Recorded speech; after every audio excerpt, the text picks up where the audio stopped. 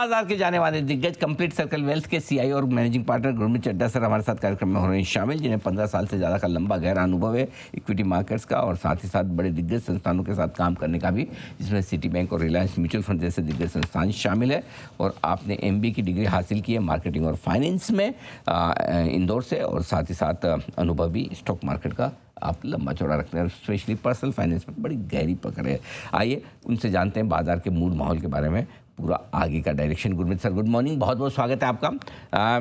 Sir, कभी ऐसा लगता है कि चीज़ें बिगड़ रही हैं, फिर थोड़ी ठीक होती है, फिर लगता है अब तो सब ठीक है, फिर बिगड़ जाती है, ऐसा कब तक चलेगा सर?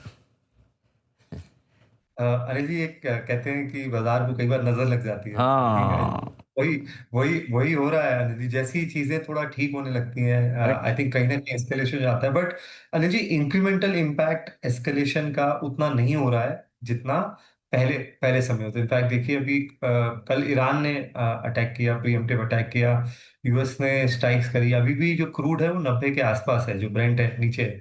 तो एक एक स्थिति ऐसी आती है कि बाजार कंटिन्यूअसली एक ही इवेंट बाजार को बार बार उतना शार्प मूव नहीं देता है। कहीं ना कहीं बाजार ये डिस्काउंट करेगा कि ये कॉन्फ्लिक्ट थोड़ा लंबा समय चलता रहेगा। जैसे आप देखिए, रशिया यूक्रेन भी कॉन्फ्लिक्ट निरंतर चल रहा है और कहीं ना कहीं ये प्राइस इन हो जाएगा।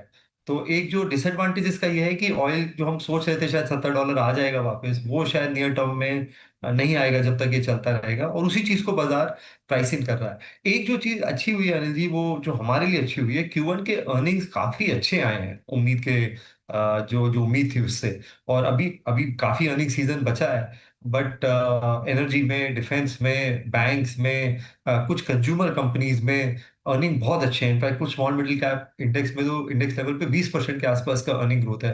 वो एक भारत के लिए बहुत बहुत अच्छी खबर है।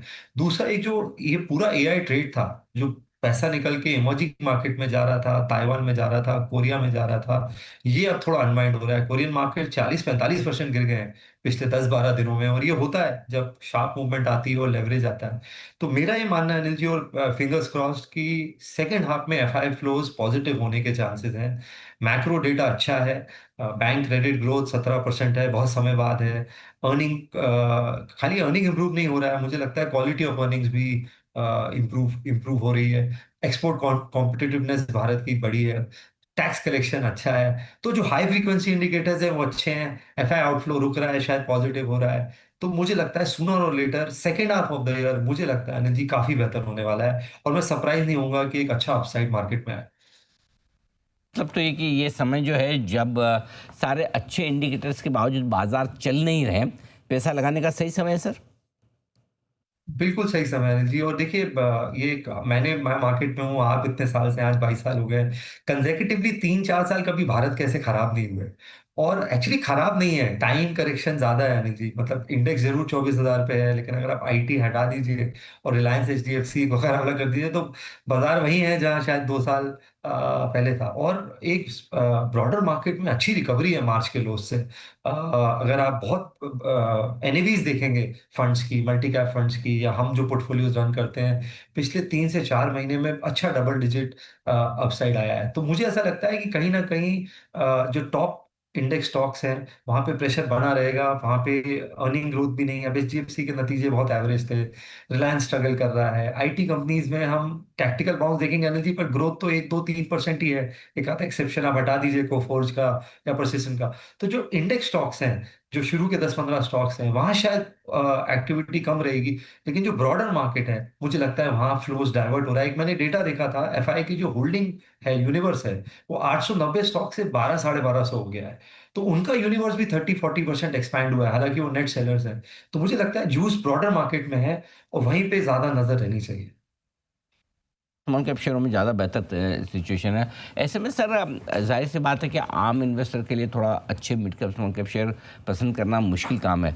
तो क्या किस तरह के म्यूचुअल फंड स्कीम्स उन्हें चुननी चाहिए अगर उन्हें डायरेक्टली शेयर न खरीद कर स्कीम्स के जरिए पैसा लगाना हो तो? तो Anil ji, multi cap best category है, क्योंकि इसमें 25 लार्ज, 25 मिड और 25 स्मॉल डिफाइंड है। तो ये अपने आप डाइवर्सिफिकेशन देता है, और ब्रॉडर BSE 500 में करता है। और बाकी 25% जो है फ्लेक्सिबिलिटी है फंड मैनेजर को। मैंने ये डेटा निकाला कि इस कैटेगरी ने ज़्यादा अच्छा किया है पिछले कुछ समय से, क्योंकि ब्रॉडर मार्केट में जैसा मैंने बोला मूवमेंट ज्यादा है। दूसरा, जो बहुत बड़े फंड्स हो गए हैं, 50,000 करोड़ प्लस के फंड्स हैं जितनी फ्लेक्सी कैप कैटेगरी, उनके अगेंस्ट में कुछ नहीं है, बट उनके पास चॉइस नहीं है अनिल जी, उनको 60-70% लार्ज कैप रहना पड़ेगा।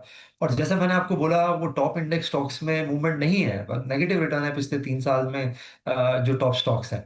तो multi cap as a category मुझे लगता है बहुत अच्छा करेगा। और एक और अच्छी कैटेगरी है जो मल्टी एसेट कैटेगरी है, जिसमें कमोडिटी एक्सपोजर भी है और इक्विटी का वेटेज बढ़ाता घटाता है fund house price equity model पे और प्राइस बुक मॉडल पे। तो आपको टैक्स इम्प्लीकेशन नहीं आता है डायनेमिकली मैनेज करने में कमोडिटीज और इक्विटीज को। अगर हम खुद करेंगे तो ना तो हमारी नॉलेज है और साथ में टैक्स एफिशिएंसी। तो मुझे लगता है ये दो कैटेगरी पोर्टफोलियो में ऐड करनी चाहिए। और मेरा ये मानना है अनिल जी, मैं थोड़ा शायद एग्रेसिव हो रहा हूँ, कि स्मॉल कैप फंड में एसआईपी बढ़ानी चाहिए, और स्पेशली जो यंग इन्वेस्टर्स हैं जिनके पास थोड़ा समय है, ये बहुत अच्छा टाइम।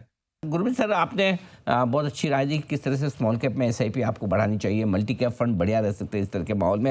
लेकिन ये भी समझाएं कि अगर किसी को सीधे स्टॉक्स खरीदने हैं तो कहाँ पर आपको पैसा लगाने का मौका इस वक्त अच्छा नजर आता है?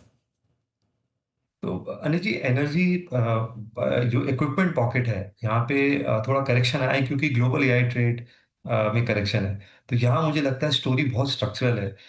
तो केबल एंड वायर नेम्स में अच्छा करेक्शन है, ट्रांसफॉर्मर कंपनीज हैं, कंडक्टर्स हैं, यहाँ ऑर्डर बुक 2029-30 तक बहुत स्ट्रांग है।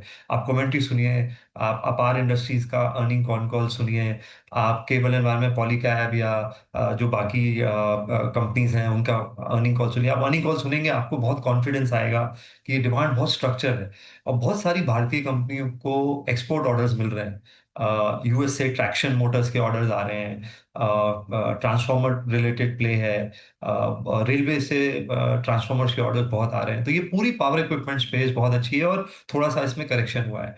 डिफेंस स्टॉक्स में थोड़ी सी हल्की सी कमजोरी आई है, क्योंकि तेजी से भागे थे, बट डिमांड कंटिन्यूअस है। इनफैक्ट जो मेरी बात हो रही थी सोलार इंडस्ट्रीज में, भारत इलेक्ट्रॉनिक्स में, हम कंटिन्यूस टच में रहते हैं। बहुत ज्यादा एक्सपोर्ट इंक्वायरीज है और कंटिन्यूसली ऑर्डर। तो जहाँ शॉर्टर जेस्टेशन पीरियड है, जहाँ पे जैसे शिप बिल्डिंग है, फाइटर जेट है, यहाँ लंबा जेस्टेशन पीरियड है, मिसाइल्स हैं, ड्रोन्स हैं, एम्यूनिशंस है, यहाँ पे शॉर्टर जेस्टेशन पीरियड है। यहाँ पे मौके बहुत अच्छे बन रहे हैं। क्रेडिट ग्रोथ हैरान कर रही है, और मुझे लगता है कुछ हद तक ये गोल्ड मोनेटाइजेशन भी हो रहा है अनिल जी। एक सुनील सिंघानिया जी ने बहुत अच्छी बात बोली थी मुझे, कि हमारी जो गोल्ड होल्डिंग थी $1.5 ट्रिलियन थी आज से 5-6 साल पहले। आज हमारी जो गोल्ड होल्डिंग है 4-4.5 ट्रिलियन है। तो आज आपको 3 ग्राम गोल्ड बाइक दिला सकता है, और 30 ग्राम गोल्ड कार दिला सकता है। और ये गोल्ड फाइनेंस के फॉर्म में थोड़ा बहुत मोनेटाइजेशन हो रहा है, जिससे कंजम्पशन में भी इम्पैक्ट पड़ रहा है। इसलिए नतीजे अर्निंग्स कंज्यूमर सेक्टर के भी अच्छे आ रहे हैं। तो मुझे लगता है क्रेडिट बहुत अच्छा हो रहा है। और एफसीआईआर डिपॉजिट में जैसे हम बात कर रहे हैं, 35-36 billion dollar Anil ji already आ गया है। तो ये 70-80 क्रॉस करेगा, और बैंक के पास अच्छे फंड्स होंगे क्रेडिट देने के लिए, तो ये एनहांस करेगा। तो बैंकिंग में बहुत अच्छे मुझे मौके लग रहे हैं। तो ये कुछ पॉकेट्स में अब अनिल जी निवेश कर सकते हैं। और थोड़ा सा मुझे लगता है केमिकल सेक्टर वापस आ रहा है, सबके नतीजे अच्छे हैं। आप देखिए, लक्ष्मी ऑर्गेनिक्स के नतीजे बहुत अच्छे आए, गुजरात फ्लोरो, नवीन फ्लोरिन। तो केमिकल में जो चाइना डंप कर रहा था, वो युआन के अप्रिसिएशन से वो बंद हो गया है। 21-22% युआन अप्रिशिएट हुआ है। तो कुछ एक्सपोर्ट सेक्टर्स जो हैं, जहाँ पे एक हमें कंपेटिटिव डिसएडवांटेज था, वो अब दूर हो रहा है। ये एक अच्छी बात आपने बताई कि मौके काफ़ी आपको दिख रहे हैं सीधे तौर पर, अगर स्टॉक्स आप इन्वेस्ट करना चाहते हैं तभी। गुरमीत सर, बहुत बहुत धन्यवाद आपका, अपना समय दिया और विस्तार से बाजार के डायरेक्शन पर अपनी राय दी, साथ ही बताया भी कि किस तरह से इस बाजार में किया जाए निवेश।